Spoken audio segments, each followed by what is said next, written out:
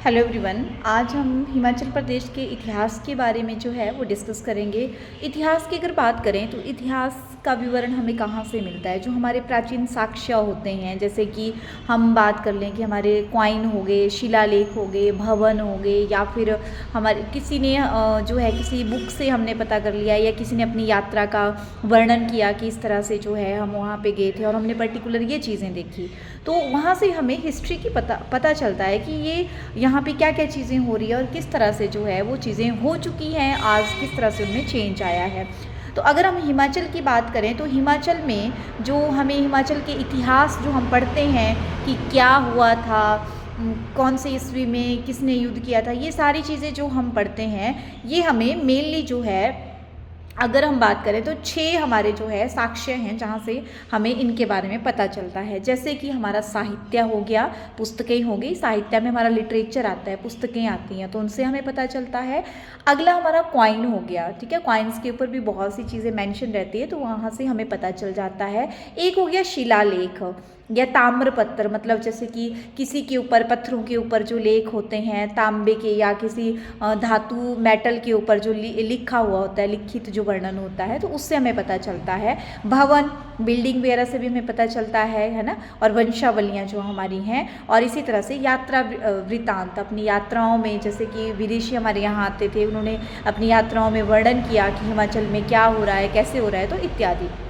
अगर हम हिमाचल के साहित्य की बात करें तो साहित्य में हमारे पुराण आते हैं, जैसे विष्णु पुराण हो गया, मार्कंडेय पुराण हो गया, स्कंद पुराण हो गया, ठीक है। यहाँ से हमें जानकारी मिलती है हिमाचल के बारे में बहुत सारी। रामायण, महाभारत, ऋग्वेद हो गया, तो यहाँ इनमें हमें हिमालय में जो जातियाँ रहती थी उन जातियों के निवास का पता चलता है कि कौन कौन सी जातियाँ हिमालय में रहती थी। और जो पुराण है उसमें हमें निवासियों का उल्लेख मिलता है कि किस तरह से निवासी जो है वो यहाँ पे रहते थे।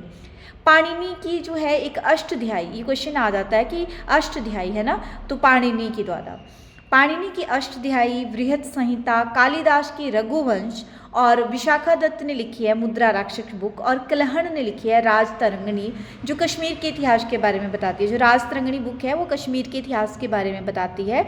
तो यहाँ इन बुक से भी हमें हिमाचल का जो है वो पता चलता है। तो यहाँ से क्वेश्चन आता है, पाणिनि ने कौन सी लिखी है? अष्टध्यायी और बृहत संहिता।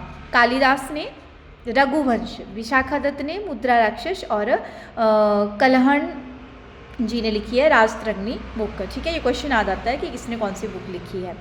अब तारिक फिरोज शाही, ठीक है, और तारिक फरिश्ता में नगरकोट किले पर फिरोज शाह तुगलक ने जो हमला किया था उस हमले का वर्णन मिलता है। तुजुकी जहांगीरी है ना, तो इसमें जो है वो जहांगीर ने जब कांगड़ा में आक्रमण किया था उसका वर्णन है। और तुजुक ए तैमूरी में तैमूर लंग ने जो शिवालिक पर आक्रमण किया था उसके बारे में जानकारी प्राप्त होती है। अब बात करते हैं क्वाइन की, तो सिक्के, तो हिमाचल में जब सिक्कों का हमें पता चला कि सिक्कों में हमें अपनी हिस्टोरिकल जो चीज़ें हैं उनका पता चल रहा है, तो आपको पता है हमारे जो कॉइन्स हैं, जो म्यूज़ियम हैं हमारे, उनमें जो है वो संग्रहित करके रखे जाते हैं। तो हिमाचल प्रदेश में सिक्कों की खोज का काम जो है वो संग्रहालय की स्थापना के बाद ज़्यादा जो है वो तेज़ी पकड़ गया। अगर हम बात करें भूरी सिंह म्यूज़ियम, और हमारा जो है वो स्टेट म्यूज़ियम शिमला में है, ठीक है, और हमारा राज्य संग्रहालय शिमला के बाद त्रिगर्त, औदुंबर, कलूटा और कुलिंद राजवंशों के सिक्के यहाँ पे रखे गए हैं। एक हमारा भूरी सिंह म्यूज़ियम हो गया और एक हमारा स्टेट म्यूज़ियम जो कि कहाँ है? शिमला में। तो यहाँ पे त्रिगर्त, औदुंबर, कलूटा और कुलिंद राजवंशों के सिक्के जो हैं वो रखे गए हैं। शिमला में जो स्टेट म्यूजियम है उसमें 12 कॉइन रखे गए हैं, वो हमें अर्की से प्राप्त हुए हैं। और अपोलोटोडस की बात करें तो अपोलोटोडस के 21 सिक्के जो हमीरपुर के टप्पा मेवा गांव से प्राप्त हुए हैं। क्वेश्चन आ जाता है, अपोलोटोडस के 21 सिक्के जो एचपी के स्टेट म्यूजियम में रखे गए हैं वो हमीरपुर के कौन से गांव से प्राप्त हुए हैं? तो टप्पा मेवा गांव से प्राप्त हुए हैं। और चंबा के लचोड़ी और स्रोल से इंडो ग्रीक जो हमारे कॉइन हैं वो प्राप्त हुए हैं। चंबा के लचोड़ी और इंडो ग्रीक है ना, चंबा के लचोड़ी और सरोल में इंडो ग्रीक हमें कॉइन प्राप्त हुए हैं। और कुल्लू का सबसे पुराना सिक्का, वेरी वेरी इंपॉर्टेंट क्वेश्चन है, कुल्लू का सबसे पुराना सिक्का जो है जिसको पहली सदी का कॉइन कहा जाता है वो राजा विरियास द्वारा चलाया गया था। इसी तरह शिलालेखों की अगर हम बात करें तो कांगड़ा के पथार, ठीक है। और कनिहारा के अभिलेख हैं, वहाँ से भी हमें हिमाचल की हिस्ट्री की नॉलेज प्राप्त होती है। हाटकोटी के सोनपुर की गुफा के शिलालेख, हाटकोटी की सोनपुर गुफा के शिलालेख। और मंडी के सलोणू, ये क्वेश्चन आ जाता है, मंडी के कौन से गांव में जो है वो शिलालेख हमें प्राप्त होते हैं हिमाचल की जानकारी प्रदान करने वाले, तो मंडी के सलोणू। हिमाचल प्रदेश के प्राचीन समय की जो आर्थिक गतिविधियां हैं, इनकी जानकारी इन शिलालेखों से हमें प्राप्त होती है। अब अगर हम बात करें तो जो भूरी सी म्यूजियम है, बात ये भी आती है ना, भूरी सी म्यूजियम कहाँ है, यहाँ पे कॉइन भी रखे गए हैं ना, तो भूरी सी म्यूजियम जो है वो चंबा में है।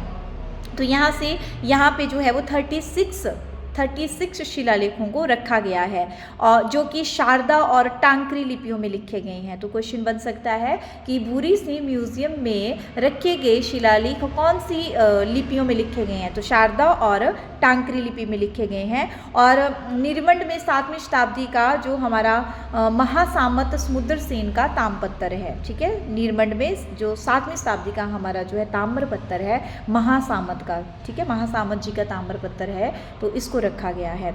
अगर हम बात करें भवन की, तो आपको पता ही है कि हिमाचल में बहुत से जो है वो फेमस भवन हैं और टूरिज्म के पॉइंट ऑफ व्यू से भी बहुत डेवलप हो चुके हैं, जैसे कि कांगड़ा किला, भरमौर के जो मंदिर हैं, है ना, और उसके बाद सिरमौरी ताल के भग्नावेश, उसके बाद कामरू आ गया ना, नग्गर, ताबो और कीमठ हैं हमारे, है ना। तो ये इत्यादि जो है वो हमारे इतिहास की बहुत सी जो है वो भवन है, प्राचीन भवन है, जो हिमाचल के इतिहास की जानकारी देते हैं। वंशावलियों की बात करें तो वंशावलियों की तरफ से सबसे पहले जो मूरक्राफ्ट हैं उन्होंने काम किया था। कांगड़ा के राजवंशों की वंशावलियों को खोजने में मूरक्राफ्ट ने ही हेल्प की थी। और कैप्टन हारकोट ने कुल्लू की वंशावलियां प्राप्त की थी। तो देखो, कांगड़ा के जो राजाओं की वंशावलियां थी उसको मूरक्राफ्ट ने, और कुल्लू की जो वंशावलियां थी उसको हारकोट ने जो है वो खोजा है।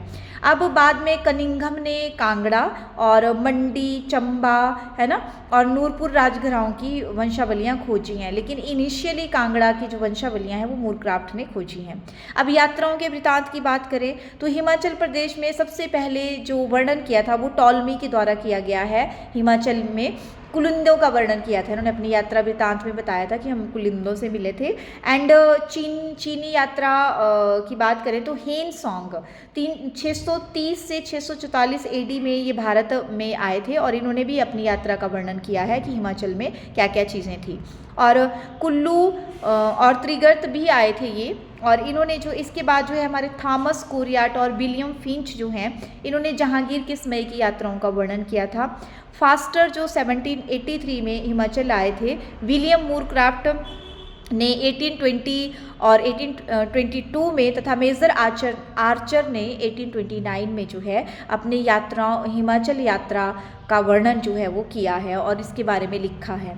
तो इसके अलावा जो अल-बरूनी थे जो हमारे 1030 में, है ना, उन्होंने यात्रा वर्णन किया है अपना, और ये अल-बरूनी जो है वो महमूद गजनबी के साथ हिमाचल आए थे।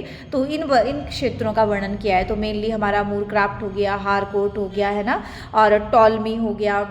तो इसके बाद जो है हमने जैसे अल-बरूनी की बात करी, ठीक है, तो थॉमस कोरियाट हो गया, ये हमारे जो है वो फॉरेनर थे जो हिमाचल यात्रा पे आए थे, और इन्होंने पर्टिकुलर सदी में जब ये यहाँ से यात्रा करके गए हैं तो विभिन्न बुक्स में या लिटरेचर में इस चीज़ को वर्णित किया है कि हिमाचल में हम गए थे तो हमने क्या क्या चीज़ें वहाँ पर देखी, किस तरह का कल्चर वहाँ पर था। तो ये था हिमाचल इतिहास के स्रोत, ठीक है। तो मेनली 6 स्रोत हैं: साहित्य, सिक्के, शिलालेख, ठीक है, भवन, वंशावलियाँ और यात्रा वृतांत। Thank you.